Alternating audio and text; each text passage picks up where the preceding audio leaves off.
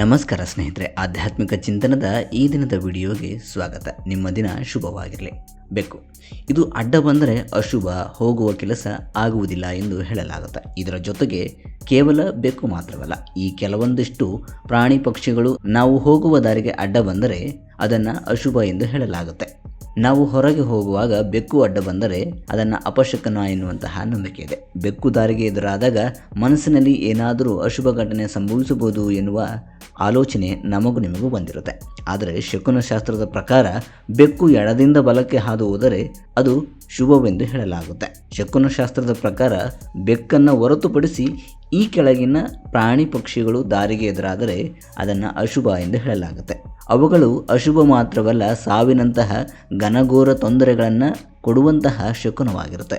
ಶಕುನ ಶಾಸ್ತ್ರದ ಪ್ರಕಾರ ನಮ್ಮ ದಾರಿಗೆ ಯಾವೆಲ್ಲ ಪ್ರಾಣಿ ಪಕ್ಷಿಗಳು ಎದುರಾದರೆ ಅಶುಭ ಎನ್ನುವಂತಹ ಪ್ರಶ್ನೆ ನಿಮಗೆ ಬಂದಿರಬಹುದು. ನಿಮ್ಮ ಪ್ರಶ್ನೆಗೆ ಈ ವಿಡಿಯೋದಲ್ಲಿ ಉತ್ತರ ಸಿಗಲಿದೆ. ತಿಳಿಯುವ ಮೊದಲು ಯಾರೆಲ್ಲ ನಮ್ಮ ಚಾನಲ್ ಪ್ರಥಮ ನೋಡುಗರಾಗಿದ್ದೀರಿ, ಈ ಕೂಡಲೇ ಸಬ್ಸ್ಕ್ರೈಬ್ ಮಾಡಿಕೊಳ್ಳಿ, ಲೈಕ್, ಶೇರ್ ಮಾಡಿ.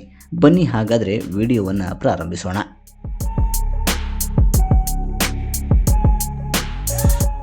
ಹಾವು ಎದುರಾದರೆ ಶಕುನ ಶಾಸ್ತ್ರದ ಪ್ರಕಾರ ನೀವು ಯಾವುದಾದರೂ ಕೆಲಸಕ್ಕೆ ಹೊರಗಡೆ ಹೋಗುತ್ತಿದ್ದರೆ ಅದೇ ಸಮಯಕ್ಕೆ ಸರಿಯಾಗಿ ನೀವು ಹೋಗುವ ದಾರಿಗೆ ಎಡದಿಂದ ಬಲಕ್ಕೆ ಹಾವು ಅಡ್ಡ ಬಂದರೆ ಅದನ್ನು ಅಶುಭ ಎಂದು ಹೇಳಲಾಗುತ್ತೆ. ಇದರಿಂದ ಶತ್ರುಗಳ ವಕ್ರದೃಷ್ಟಿ ನಿಮ್ಮ ಮೇಲೆ ಬೀಳಲಿದೆ ಎನ್ನುವಂತಹ ಸೂಚನೆಯಾಗಿರುತ್ತೆ. ನೀವು ಹೋಗಬೇಕಾದ ಕೆಲಸದಲ್ಲಿ ಸ್ಥಗಿತಗೊಳ್ಳುತ್ತದೆ, ಆ ಕೆಲಸ ಆಗುವುದಿಲ್ಲ. ಒಂದು ವೇಳೆ ಹೋದರೆ ಅದರಲ್ಲಿ ನಿಮಗೆ ಅಪಜಯ ಉಂಟಾಗುವಂತಹ ಸಾಧ್ಯತೆ ಇರುತ್ತದೆ. ಹಾಗಾಗಿ ಆ ಕೆಲಸವನ್ನು ಆ ದಿನ ನಿಲ್ಲಿಸುವುದು ಸೂಕ್ತ ಎಂದು ಹೇಳಲಾಗುತ್ತೆ. ಇನ್ನು ನಿಮ್ಮ ಮುಂದೆ ನಾಯಿ ಮೈ ಕೊಡುವಿದರೆ, ದಾರಿಯಲ್ಲಿ ನಾವು ಹೋಗುತ್ತಿರುವಾಗ ನಾಯಿಯೊಂದು ಬಂದು ನಮ್ಮ ಪಕ್ಕದಲ್ಲಿ ಅಥವಾ ನಮ್ಮ ಮುಂದೆ ಬಂದು ತನ್ನ ಕೊಳಕಾದ ಮೈಯನ್ನು ಕೊಡವಿದರೆ ಇದರಿಂದ ನೀವು ಸಾಕಷ್ಟು ಅಶುಭ ಘಟನೆಗಳನ್ನು ಅನುಭವಿಸಬೇಕಾಗುತ್ತದೆ. ಮುಂಬರುವ ದಿನಗಳು ಅವರಿಗೆ ಅತ್ಯಂತ ಕಷ್ಟಕರವಾಗಿರಲಿದೆ ಎನ್ನುವಂತಹ ಸೂಚಕವಾಗಿರುತ್ತೆ. ನೀವು ಜಾಗರೂಕರಾಗಿ ನಿಮ್ಮ ಕೆಲಸಗಳನ್ನು ಮಾಡಬೇಕಾಗುತ್ತದೆ.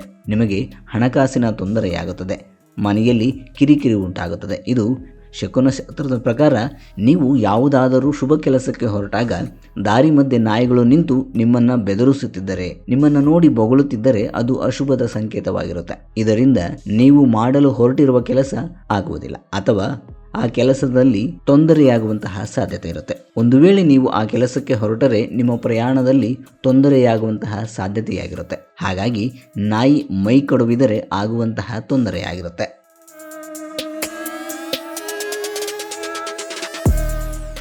ಇನ್ನು ಹಸುವಿನ ಗುಂಪು ಎದುರಾದರೆ, ಒಂದು ವೇಳೆ ನೀವು ಎಲ್ಲಿಗಾದರೂ ಹೊರಟಿರುವಾಗ ನಿಮ್ಮ ದಾರಿಯನ್ನು ಹಸುಗಳು ಅಡ್ಡ ಹಾಕಿದರೆ ನೀವು ಸ್ವಲ್ಪ ಸಮಯ ಅಲ್ಲೇ ನಿಲ್ಲಬೇಕು. ಹಸುವಿನ ಹಿಂಡು ನಿಮ್ಮ ದಾರಿಗೆ ಅಡ್ಡ ನಿಂತರೆ ಅದನ್ನು ಶುಭವೆಂದು ಪರಿಗಣಿಸಲಾಗುತ್ತದೆ. ಅದು ನಿಮ್ಮನ್ನು ಬಿಕ್ಕಟ್ಟಿನಿಂದ ರಕ್ಷಿಸುತ್ತದೆ ಎನ್ನುವಂತಹ ಸೂಚಕವಾಗಿರುತ್ತೆ.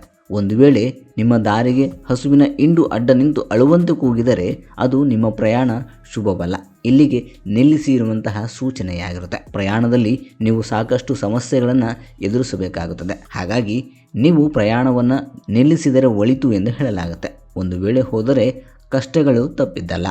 ಇನ್ನು ಕಾಗೆಯೊಂದು ನಿಮ್ಮ ತಲೆಯನ್ನು ಮುಟ್ಟಿದರೆ, ನೀವು ಎಲ್ಲಿಗಾದರೂ ಹೊರಡುವಾಗ ಕಾಗೆಯೊಂದು ನಿಮ್ಮ ತಲೆಯನ್ನು ಮುಟ್ಟಿದರೆ ತಕ್ಷಣವೇ ನೀವು ಇದರಿಂದ ಜಾಗರೂಕರಾಗಬೇಕು. ಕಾಗೆಯು ನಿಮ್ಮ ತಲೆಯನ್ನು ಮುಟ್ಟಿದರೆ ನೀವು ದೈಹಿಕ ನೋವನ್ನು ಅನುಭವಿಸಬೇಕಾಗುತ್ತದೆ ಎನ್ನುವಂತಹ ಸೂಚಕವಾಗಿರುತ್ತೆ. ಇದರಿಂದ ನಿಮ್ಮ ದೇಹಕ್ಕೆ ನೋವಾಗಬಹುದು. ಇದರ ಜೊತೆಗೆ ತಲೆಯ ಮೇಲೆ ಕಾಗೆ ಕುಳಿತುಕೊಂಡರೆ ಅಶುಭ ಎಂದು ಹೇಳಲಾಗುತ್ತೆ. ಇದು ಮೃತ್ಯುವಿನ ಸೂಚಕವಾಗಿರುತ್ತೆ ಎಂದು ಹೇಳಲಾಗುತ್ತೆ. ಹೀಗಾಗಿ ಪ್ರಯಾಣ ಮಾಡುವಾಗ ಸ್ವಲ್ಪ ಎಚ್ಚರ ವಹಿಸುವುದು ಸೂಕ್ತ ಎಂದು ಹೇಳಲಾಗುತ್ತೆ.